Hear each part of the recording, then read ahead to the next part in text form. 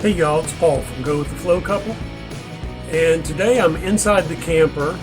We are at home for a while and I've got some time to do a little bit of maintenance work.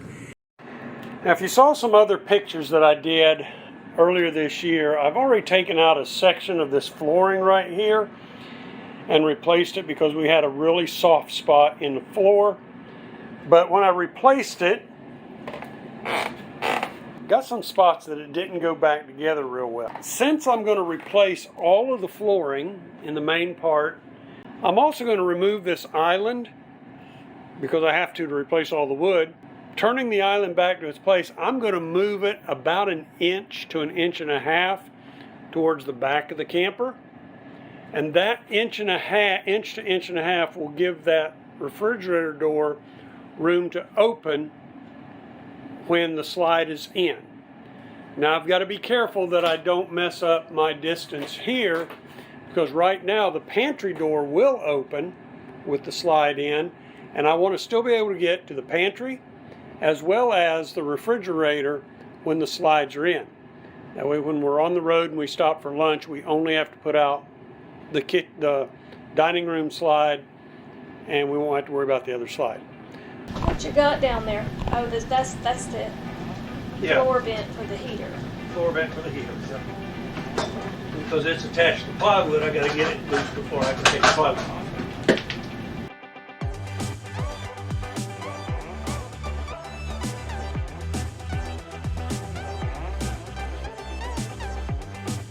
As you can see, we had some water damage also on this plywood, and that was probably causing part of our problem with the sagging floor. Yeah. The problem with the sagging floor is when I made this repair here, I didn't put a brace in here. And that's where the floor was sagging and it was creaking against the other piece. I may just cut it right here, straight across, and just replace from here back that way. But this piece is not in bad shape and it's nice and solid. Plus, any further than this, and it's going to be hard to make that cut around the corner of that.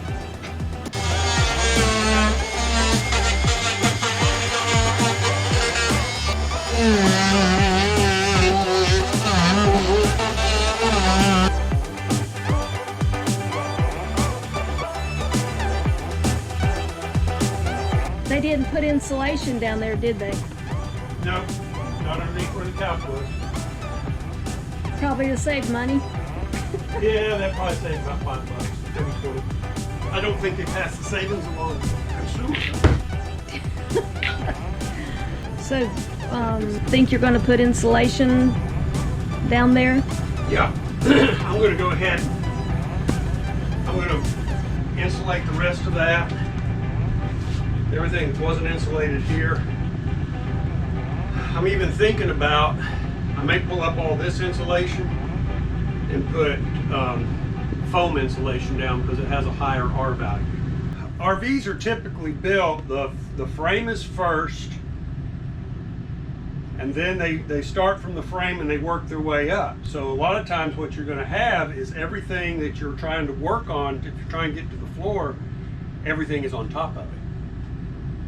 You know, the walls actually come down on top of the frame. So it's not real easy to replace a lot of stuff. So you just have to kind of work your way around it. What this edge is screwed into is actually underneath the wall. So I think what I'm going to do is I'm going to leave this little edge piece here in place, and I'll put a couple of braces, one in here, one in here. At least 2 braces in here, and maybe one all the way across here to screw to. Then that'll give me a little bit more strength there, and I won't have to worry about getting up underneath and cutting this all the way up against the edge of the wall. I didn't want to cut too close to that over there because I knew that was our main power cord coming in. Yeah, we don't want to mess with that. No, don't want to mess with the main power cord.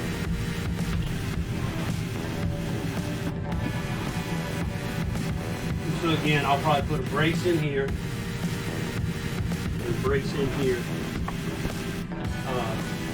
This actually has a shelf or a little end table that comes all the way to here and encloses all this. It hides it. So I'm not too concerned about the strength here because it's going to be covered. You had to take the part of the door frame off to get the island in there? No, I took part of the door frame off so I could get these staples out.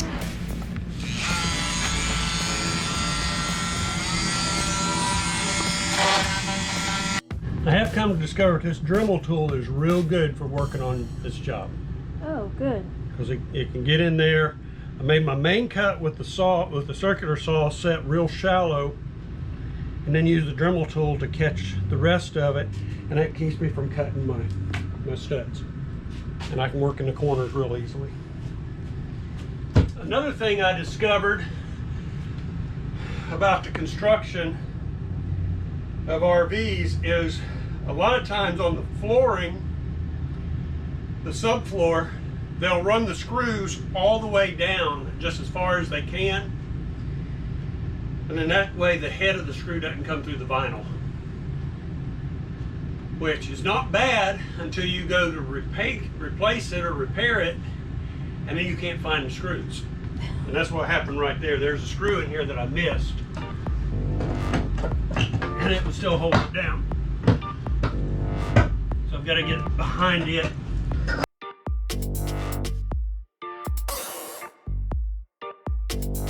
Now, when you put the new plywood on, are you gonna glue it down like they did, or just screw it? I'm probably just going to screw it down. I understand the thought of gluing it down first. You know, when you're going down the road, your RV is like it's going through an earthquake all the time. It's rapid. So with just screws, it would be possible for those screws to work loose over time.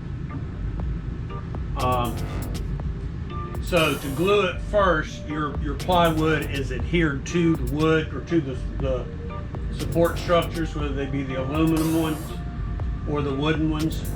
I might go ahead and put some adhesive down first.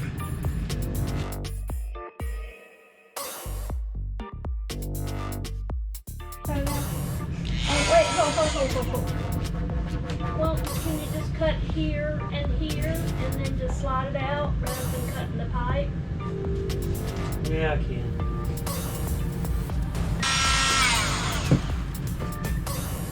That might be enough to get it out. All right, set up.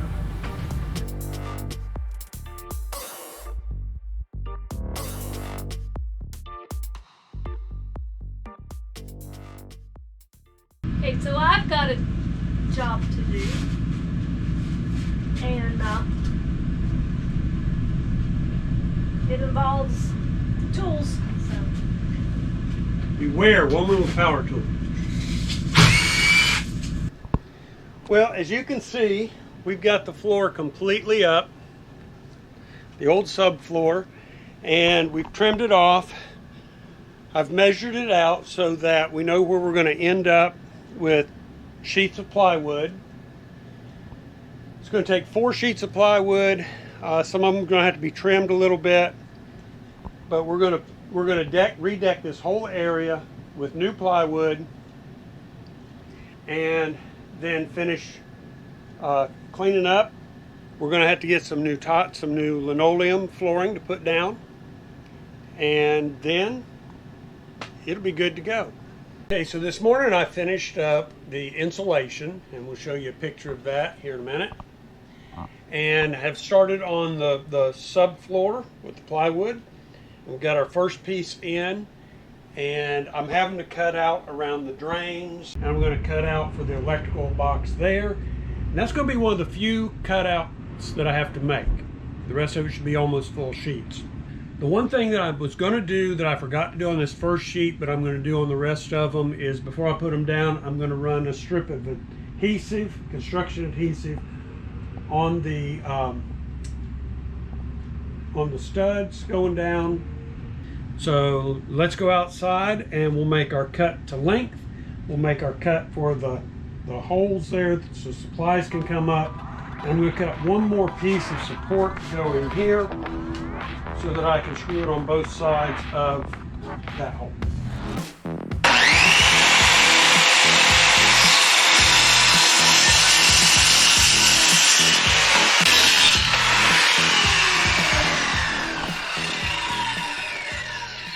While Paul's outside working, I'm going to be drawing arrow marks showing where the screws are on the plywood that he put down. So he's putting down more screws than there were before, and I think it's going to be more stable, and he wants me to put arrows towards those screws so that if we ever have to take the floor up again, which hopefully won't be a long time, then he'll know exactly where the screws are. All I'm going to do is just put an arrow pointing towards the screw.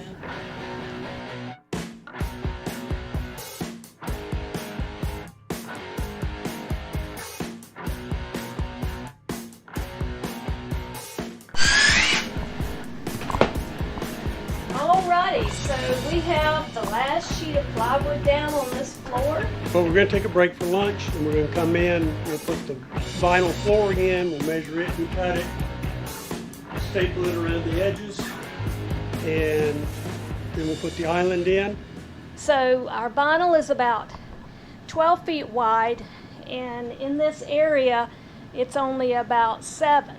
So we're going to have to cut about 4 feet off the end, and it's 16 feet long, so I think we can just roll it from one end to the other and not have to cut much lengthways.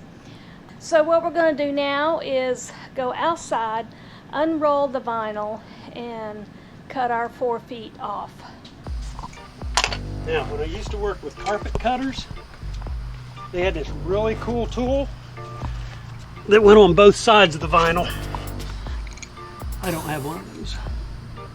What was the point of that? Well, you put it like that and you just draw it and it cuts on both sides of it without... Oh, you mean the top and the bottom? Mm-hmm. Well, after a lot of measuring and cutting with our razor knives, we got this flooring in, this vinyl flooring. Paul's still doing some trim work, trimming it up, getting it to lie flat. Today we're starting to put things back together in the camper. We're finishing up the floor. As you see, I've got the linoleum is in place. We finished that yesterday afternoon, and I've stapled it down. I put trim pieces back. Started with this cabinet over here. And I'm getting ready to move the couch in place. Once I move the couch and the table in place, get those taken care of, then I'll tackle bringing the island back out here. Where we joined the two pieces of linoleum together, I use this transition strip right here. And then that way you've got a nice clean transition between the two. So what we're going to be doing today is putting our island back in place, repositioning it.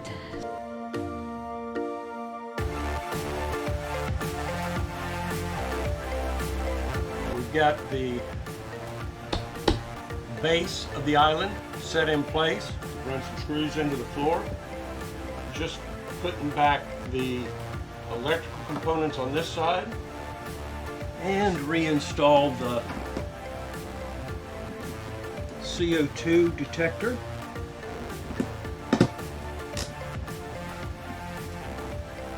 Now let's move the other side and look at plumbing. Now the next thing I'm going to have to do is reattach the drain pipe and the vent pipe. Vent pipe goes through the back hole.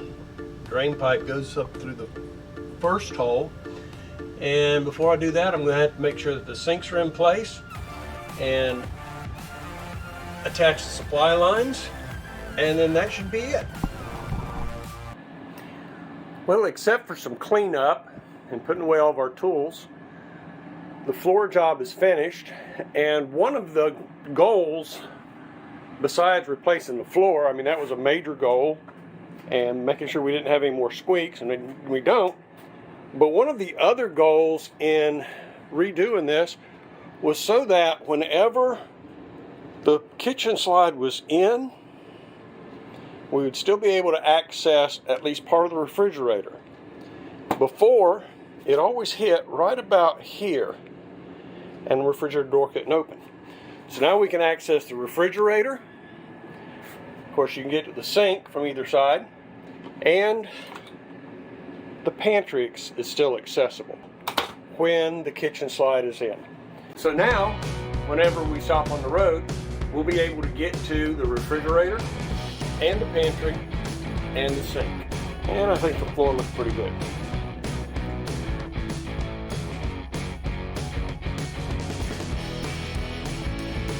I didn't have my microphone turned on a while ago, and so what we're going to be doing today is putting our island back in place, repositioning it. So now when we stop on the road, we'll be able to get to the slides.